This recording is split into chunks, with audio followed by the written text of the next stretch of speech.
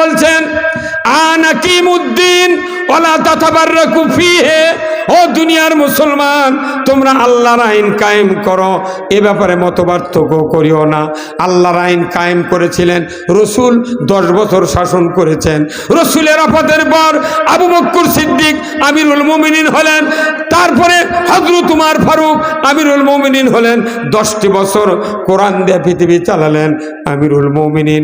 যখন প্রত্যেকটা পৃথিবীর রাজত্ব চালানের যোগ্যতা হয়ে গেল, উনি রাতের অন্ধকারে মরুভূমির প্রান্তর দিয়ে হেঁটে হেঁটে যান, কোথায় রাজ্যের কোন প্রজার কি দুঃখ কষ্ট দেখার জন্য। একদিনের ঘটনা, বিরাট মরুভূমির ভেতর দিয়ে উনি চলে যাচ্ছেন, মানুষের দুঃখ কষ্ট যাতনা কে কোন অবস্থায় আছে দেখার জন্য। মরুভূমির দূর থেকে চোখে নজর পড়ল, উমর ফারুক দেখতে পেলেন একটা জঙ্গলের ঝুপড়ির ভেতরে টিম টিম করে আলো জ্বলে। উমর ফারুক দৌড়ে চলে গেলেন, ঝুপড়ির নিকটবর্তী দাঁড়ালেন। ভেতর থেকে একজন মহিলার আর্তনাদের আওয়াজ তার কানে ভেসে আসলো। কিছুক্ষণ পর একজন যুবক, বেদুইন যুবকের আর্তনাদ উমর ফারুকের কানে ভেসে আসলো। উমর ফারুক বললেন, রে ঝুপড়ির মালিক, তোমাদের ঘরের ভেতর থেকে এত আর্তনাদ এত দুঃখ কষ্ট কেন আসে? কি হয়েছে তোমাদের ঘরের ভেতর দুঃখ কষ্ট একটু বলো না। আমিরুল মুমিনিন যখন বললেন, ভেতর থেকে একজন বেদুইন পুরুষ যুবক মানুষ বলে উঠল, পথিক আপনার কাজে আপনি চলে যান, আমরা কষ্টে আছি না, সুখে আছি দুঃখে আছি, দেখার মতো আর কেউ নাই। আমিরুল মুমিনিন বললেন, রে বেদুইন, কি দুঃখ আমাকে একটু বলো না, আমি ওই দুঃখের ভাগী হতে চাই, ইচ্ছা করলে তোমাদের দুঃখের কিছু উপকার আমি করতে পারবো। বেদুইন বলল, পথিক যখন শুনতে চান আমার কথাটা আপনি শুনুন। এখানে আমার একজন নববধূ স্ত্রী 10 মাসের গর্ভবতী ছিলেন, হঠাৎ করে প্রসব বেদনা উঠেছে। এই প্রসব বেদনার যন্ত্রণায় আমার স্ত্রী আর্তনাদ করে কাঁদে, আমি তার উপকার করতে পারি না, এখানে কোনো মহিলা নাই সে তার উপকার করবে। ও পথিক, আমার স্ত্রী কাঁদে যন্ত্রণায়, আমিও কাঁদি তার যন্ত্রণায়। ও পথিক, এটাই হলো আমাদের ঝুপড়ির ভেতরের খবর। উমর ফারুক শুনলেন, শোনা মাত্রই মুহূর্তকাল দেরি করলেন না, দৌড়ে চলে গেলেন নিজের বাড়িতে। দরজা দিয়ে ঢুকেই আমিরুল মুমিনিন বললেন, ও আব্দুর রহমানের মা, তুমি তাড়াতাড়ি করে ওঠো, চলো ওঠো ওঠো তাড়াতাড়ি ওঠো। উনি যখন জোরে জোরে ডাক দিলেন, স্ত্রী বললেন, প্রাণের স্বামী, গভীর রাত্রিতে এত তাড়াহুড়া কেন, কি ঘটেছে, কি হয়েছে? ওমর ফারুক বললেন, ওগো প্রাণের স্ত্রী, তুমি তাড়াতাড়ি করে ওঠো, বেহেশত যদি কিনতে চাও আমার সাথে তাড়াতাড়ি করে রাস্তা ধরো, তাড়াতাড়ি করে তুমি ওঠো। স্ত্রী বললেন, প্রাণের স্বামী, আপনি তো জান্নাত ক্রয়ের জন্য রাস্তায় রাস্তায় ঘুরে বেড়াচ্ছেন, আপনি কেন জান্নাত কিনতে পারলেন না? উমর ফারুক বললেন, প্রাণের স্ত্রী, যে জান্নাত আজকে আল্লাহ তাআলা বিক্রয় করে দিবেন, ওই জান্নাত তো পুরুষের জন্য নয়, ওটা নারীদের জন্য। জোরে কন্যা সুবহানাল্লাহ। এটা নারী পাবে, আমার ভাগ্যে জান্নাত নাই। তুমি এই জান্নাতটা কিনবে নাকি? তাড়াতাড়ি করে ওঠো। রসুলের এই সাহাবীর কথা শুনে স্ত্রী বললেন, বুঝতে পারলাম না, আমাকে কেমন করে আল্লাহ জান্নাত বিক্রয় দিবে? আমিরুল মুমিনিন বললেন, প্রাণের স্ত্রী, গভীর রাত্রিতে মরুভূমির প্রান্তরে আমি দেখলাম একটা ঝুপড়ির ভেতরে একজন ইহুদি যুবকের স্ত্রীর প্রসব বেদনা উঠেছে, এত যন্ত্রণায় আর্তনাদ করছে। আমি জিজ্ঞাসা করলাম, রে বেদুইন, তোমার স্ত্রীর কি যন্ত্রণা? সে বলল, প্রসব বেদনা উঠেছে, কোনো নারী নাই তাকে হেল্প করার জন্য। আমি তাই, সেও কাঁদে আমিও কাঁদি, তুমি যদি ওই রাতের অন্ধকারে গিয়া ওই মহিলার প্রসবের কাজটা যদি তুমি তাড়াতাড়ি করে দিতে পারো, তোমাকে রব্বুল আলামিন বেহেশত বিক্রয় করে দেবে। আমিরুল মুমিনিন তার স্ত্রীকে বললেন, প্রাণের স্ত্রী, ওঠো, শুকনা পুরাতন নতুন কিছু কাপড় নাও, আমি বাইতুল মাল থেকে গম জবের আটা নেই, খুরমা খেজুর নেই, জয়তুনের তেল নাই, আদা রসুন পেঁয়াজ বাইতুল মাল থেকে কিছু খাদ্য খোরাক নিয়া আমরা দুইজনে চলে যাব সেই ঝুপড়ির কাছে। আমিরুল মুমিনিন পিঠে বস্তাটা উঠায় নিলেন, স্ত্রী কিনে গভীর রাত্রিতে ওই জঙ্গলের ভেতরের দিকে যাচ্ছেন, মরুভূমির প্রান্তর দেয়া। মাঝ পথে যাওয়ার পর স্বামী বলছেন, ও গোপানের স্ত্রী, তুমি যে খলিফার স্ত্রী আর আমি যে আমিরুল মুমিনিন উমর ফারুক খলিফা, খবরদার খবরদার আমাদের পরিচয় তুমি দিবা না। ভেতরে ঢুকবা, হাতের স্পর্শে সন্তান ডেলিভারি করবা, বাইরে চলে আসবে, খবরদার আমাদের পরিচয় তুমি দিবা না। সাবধান বাণী দিয়ে দিলেন। আমিরুল মুমিনিন আস্তে আস্তে ঝুপড়ির নিকটবর্তী হলেন। উনি বললেন, রে বেদুইন, তুমি ভেতর থেকে বেরিয়ে যাও, আমি তোমার স্ত্রীর কাজের জন্য একটা মহিলা এনেছি। বেদুইন বাহিরে চলে গেল, ওনার স্ত্রী ভেতরে ঢুকলেন। শিক্ষিত হাতের স্পর্শে তাড়াতাড়ি করে ইহুদির স্ত্রীর গর্ভ থেকে সুন্দর একটা ফুটফুটে চাঁদের মতো সন্তান, পুত্র সন্তান জন্ম নিল। এত সুন্দর চেহারা, আমিরুল মুমিনিনের স্ত্রী, অর্ধেকটা পৃথিবীর বাদশা। এই সন্তান দেখা মাত্রই ভুলতে পারলেন না, এত সুন্দর সুশ্রী একজন বেদুইনের ছেলে আল্লাহ দান করেছেন। সুন্দর চেহারা দেখা মাত্রই ওই স্বামীর ওই সাবধান বাণী ভুলে গেলেন। উনি বললেন ডাক দিয়া, ও বেদুইন, তুমি খবর দাও খলিফাকে, তোমার স্ত্রীর গর্ভ থেকে সুন্দর একটা সন্তান আল্লাহ তাআলা দান করেছেন। ভুলে গেছে সাবধান বাণী। এইবার বেদুইন খলিফার কথা শোনা মাত্রই কলিজার ভেতর ভূমিকম্প শুরু হয়ে গেছে। খলিফা মানে কি? বাংলাদেশের খলিফা কেসিয়ার ফিতেলিয়া যারা কাপড় কাটে, এরাই তো বাংলার খলিফা, কথা বল না গা। আর আরবের খলিফাকে ওই ইহুদির বাচ্চা জানে। এই খলিফা মানে আমিরুল মুমিনিন, অর্ধেকটা পৃথিবীর বাচ্চা। যে মানুষটা রসুলকে তরবারি দেয়া কাল্লা কাটার জন্য চলে গেলেন, ওই মানুষটা কোরআনের সূরা তোহার 124 নম্বর আয়াত নিজের কানে শুনলেন, একবার পড়লেন, ওমান আরাদা আন যিকরি ফাইন্না লাহু মাইশাতান দনকা ওয়া নাহশুরুহু ইয়াউমাল কিয়ামাতি আমা।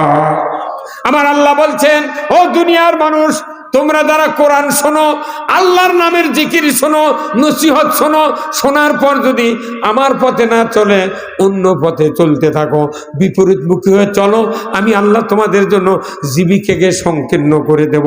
সংকীর্ণ করে দিয়েই ক্ষান্ত হব না, কিয়ামতের দিন তোমাদেরকে অন্ধ করে উঠাবো।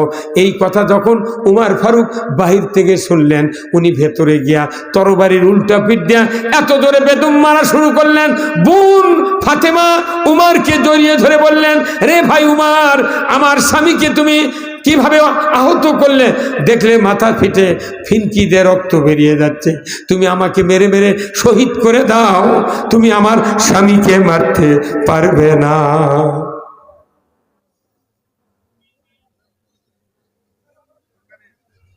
কি বলছে?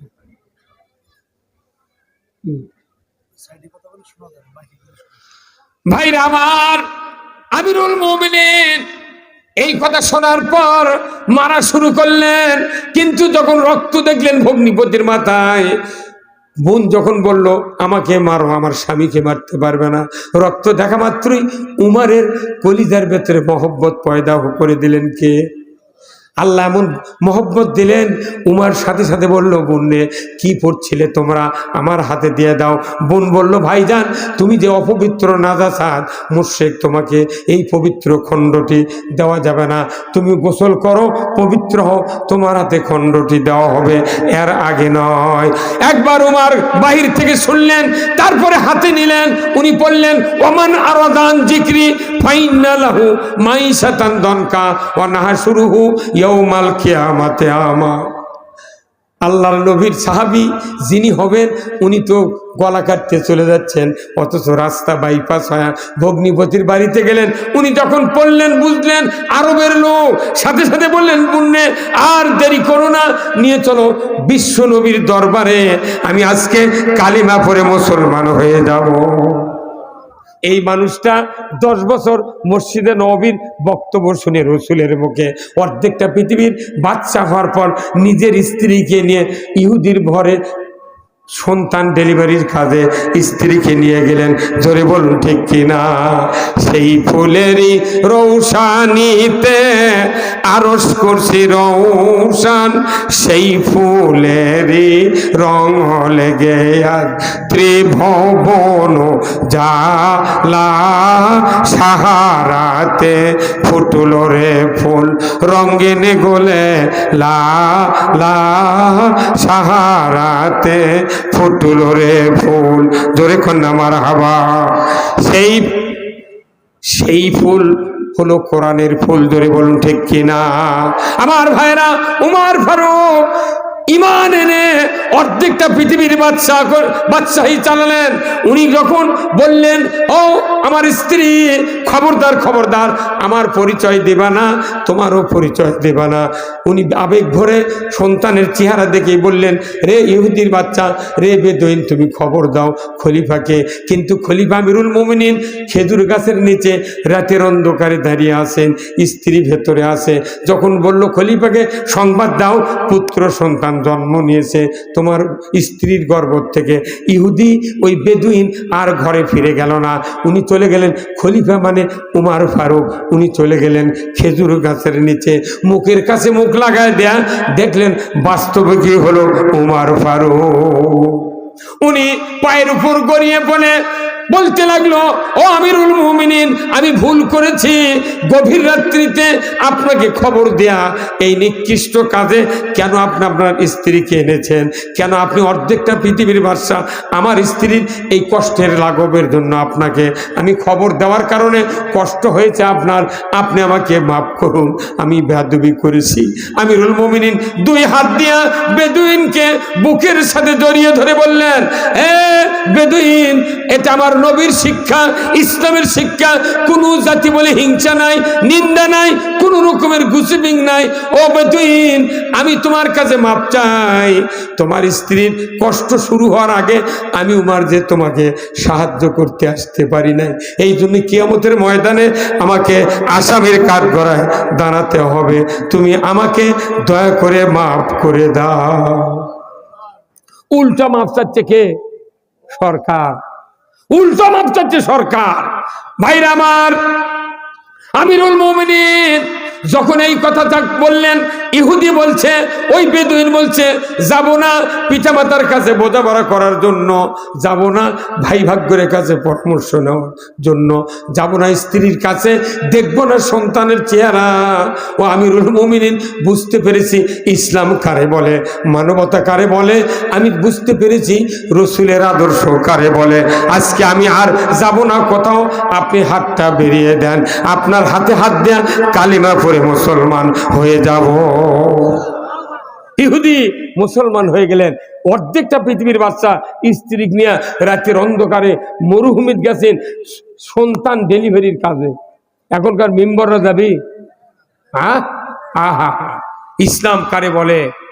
যে মানুষটা কাল্লা কাটতে গেল, সেই মানুষটা অর্ধেকটা পৃথিবীর রাজা বাদশা হয়ে গেল। আল্লাহ রসুল জবানে বলছেন, লা বাদা নবিয়া, আমার পরে কোনো নবী আসবে না। যদি নবুয়ত দেওয়া হতো, লাউ কানা উমর, উমরকে নবুয়ত দেওয়া হতো। আল্লাহু আকবার। কি